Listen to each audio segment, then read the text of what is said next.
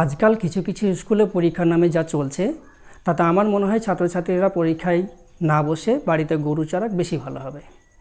কেন বলছি এই কথা তা পুরো ভিডিওটা দেখলে নিশ্চয়ই বুঝবেন। আচ্ছা বলুন তো, পরীক্ষা ব্যবস্থার উদ্দেশ্য কী?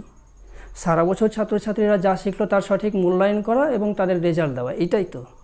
কিন্তু পরীক্ষার হলে কি হচ্ছে, ছেলেমেয়েরা বই দেখে টুকলি দেখে যাচ্ছে তাইভাবে নকল করছে, এমনকি তারা মোবাইল থেকেও গুগল সার্চ করে উত্তর লিখছে।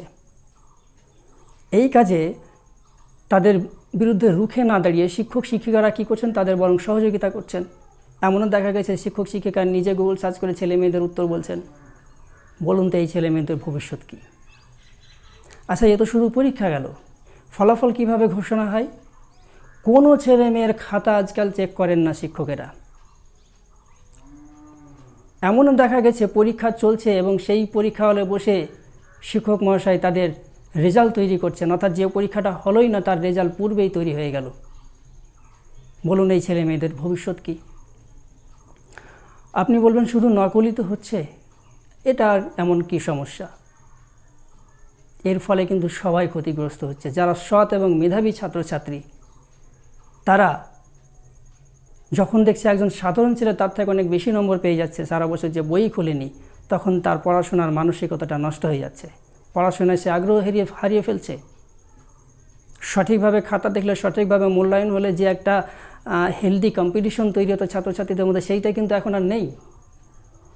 অপরদিকে যারা দুর্বল এবং অল্প মেধাসম্পন্ন ছাত্রছাত্রী তারা যখন এই অসৎ উপায় অবলম্বন করে অনেক বেশি নম্বর পেয়ে যাচ্ছে, তাদেরও কিন্তু পরিশ্রম করার যে মানসিকতা সেটা নষ্ট হচ্ছে এবং তাদের ভবিষ্যৎটাই নষ্ট হয়ে যাচ্ছে। শিক্ষক শিক্ষিকারা যখন এর বিরুদ্ধে রুখে দাঁড়াচ্ছেন না, তখন কিন্তু পুরো শিক্ষা ব্যবস্থাটা, পুরো শিক্ষক সমাজই কলুষিত হচ্ছেন এই কিছু শিক্ষক শিক্ষিকাদের জন্য এবং কিছু সংখ্যক স্কুলের জন্য। একই সঙ্গে যারা বাবা মায়েরা রয়েছেন, যারা অভিভাবকরা রয়েছেন, তারা প্রতারিত হচ্ছেন। তারা জানছেন তাদের ছেলে মেয়েরা ভালো নম্বর পাচ্ছে, অর্থাৎ ভালো পড়াশোনা করছে, কিন্তু আদৌ তা হচ্ছে না। এই ছেলে মেয়েরা ধরুন ভবিষ্যতে দেশের দায়িত্বশীল নাগরিক হবে, কেউ আমলা হবে, সরকারি আমলা হবে, কেউ ডাক্তার হবে, কেউ উকিল হবে, কেউ ইঞ্জিনিয়ার হবে। ভাবুন আমাদের দেশটা কাদের দ্বারা পরিচালিত হবে? এই সমস্ত ছেলে মেয়েদের দ্বারা দেশের ভবিষ্যৎ কী? তাই আমি বলছি, যারা পরীক্ষা না দিয়ে অন্তত গরু চড়াবে তারা তো সততার সঙ্গে বাঁচবে। তারা তো কারোর সঙ্গে প্রতারণা করতে শিখবে না। তারা তো অন্তত দিন শেষে একটা সততার সাথে কিছু আর্থিক উপার্জন করবে এবং তাদের পরিবার চালাতে পারবে। অন্যদিকে এই ছেলে মেয়েদের ভবিষ্যৎ কী? এদের তো কোমরটাই ভেঙে দেওয়া হলো। যারা নিরক্ষর মানুষ তারা অন্তত মাথায় বোঝা বয়ে খেতে পায়, এরা সেই কাজটাও করতে পারবে না। ফলে শিক্ষার নামে আজকে আমরা সমাজকে ধ্বংস করছি। কিছু শিক্ষক নিশ্চয়ই রয়েছেন আদর্শ শিক্ষক, যারা মানুষ তৈরি করেন, তারা মানুষ গড়ের কারিগর, মানুষ তৈরির কারিগর। কিন্তু এই শিক্ষক শিক্ষিকারা, এই ধরনের স্কুলগুলি শিক্ষা ব্যবস্থাটাকে ধীরে ধীরে ধীরে ধীরে কলুষিত করে দিচ্ছেন।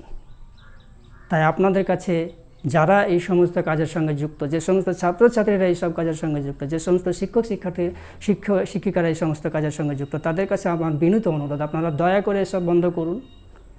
দয়া করে পরীক্ষা ব্যবস্থাটাকে কঠোর করুন, সঠিকভাবে মূল্যায়ন করুন এবং সেই মূল্যায়নের ভিত্তিতে প্রত্যেকের নম্বর দিন। আমরা যারা প্রাইভেট টিউটার, তারা সারা বছর পরিশ্রম করে শেখানোর চেষ্টা করি এবং আমরা চাই সেই ছেলেমেয়েরা ভালোভাবে পরীক্ষা দিয়ে তাদের সঠিক মূল্যায়ন হোক স্কুলে, কিন্তু সেটা হচ্ছে না। অর্থাৎ আমাদের পরিশ্রমেও জল ঢেলে দিচ্ছেন আপনারা। তাই আপনাদের কাছে একটাই অনুরোধ, পরীক্ষা ব্যবস্থাটাকে শুধরান, সঠিক মূল্যায়ন করুন এবং ছেলে মেয়েদেরকে তাদের ভবিষ্যৎটাকে তৈরি করুন। বাকি যারা আমার ভিডিওটি দেখছেন, আমি আমার কথাগুলো বললাম, আপনাদের পরীক্ষা ব্যবস্থা সম্পর্কে কিছু যদি বলার থাকে বা আপনি কি ভাবছেন, নিশ্চয়ই কমেন্টে মতামত জানাবেন এবং এই ভিডিওটি শেয়ার করে সবাইকে সচেতন করুন। ধন্যবাদ।